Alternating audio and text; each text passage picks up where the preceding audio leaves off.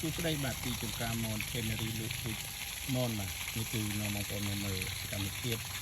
បូមទឹកស្រះបាទនេះទឹកស្រះចំត្រីចំត្រីដែងបាទដើម្បីមកស្រោចទឹកមនបាទ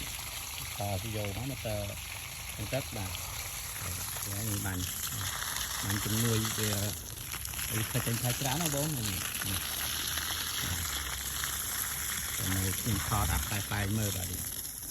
ខ្លែបងណាញ៉េះមកចេញមកបងនេះគឺទឹកស្រះចំត្រីបាទស្រះស្ងាត់តូចទេបាទ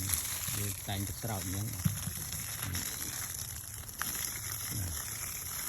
បាទហើយយើងស្រោចទឹកនឹងរាល់ថ្ងៃទៀតបាទដើម្បីវាលូតលាស់ល្អបាទ